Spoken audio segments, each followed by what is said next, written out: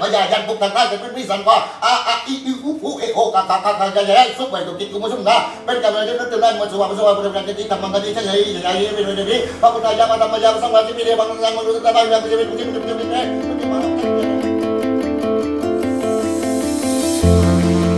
I've had tattoos done before, and I've had a Sakyant tattoo done before, but this tattoo experience was, shall I say, very different. I'm Matt Pond, and I have several tattoos on my body. I wasn't sure if I wanted to get any more tattoos, but that changed when my wife told me of a certain Ajahn who, along with performing fortune telling, also performed Sakyants. I was so intrigued by what my wife told me about this Ajahn that I decided to pay him a visit. Ajahn Gom performs his rituals at a location in Phuket that we would prefer to be kept a secret, and let's just say, he certainly isn't in it for the money.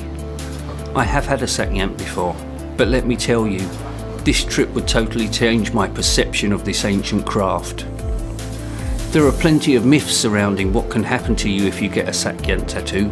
Protection from evil for the rest of your life is probably one of the most famous things associated with this. There are also plenty of stories that go around of people having strange experiences while having a Sakyant performed. I wasn't so sure about them before this trip.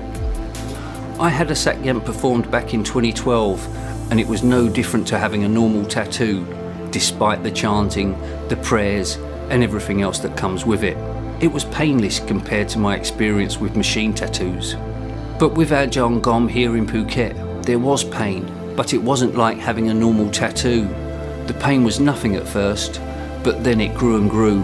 The pain shot across my body from one shoulder to the other, even to the shoulder that he wasn't working on. Hundreds, maybe thousands of tiny stabs across my back, permanently scarred with his own blessed ink, a special recipe for sure. But the most amazing experience came once the tattoos were complete, when Ajahn Gom placed a Hanuman mask on my head and chanted that ancient prayer.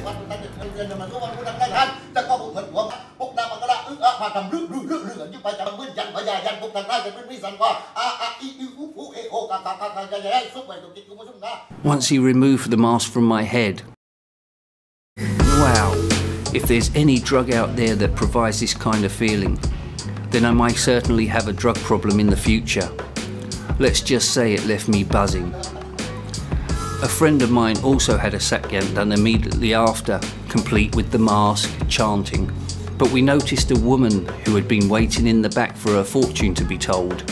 She began to fall into a trance, and that's when the Ajahn went to her with another mask, placed it on her head, and began to chant again. While my friend and I were writhing on the ground in a trance, we did feel a complete buzz that's difficult to describe. This whole experience felt much more spiritual than anything else. From the pain to that indescribable buzzing that you have to feel to understand. This certainly won't be my last Sakyant tattoo by Ajahn Gom.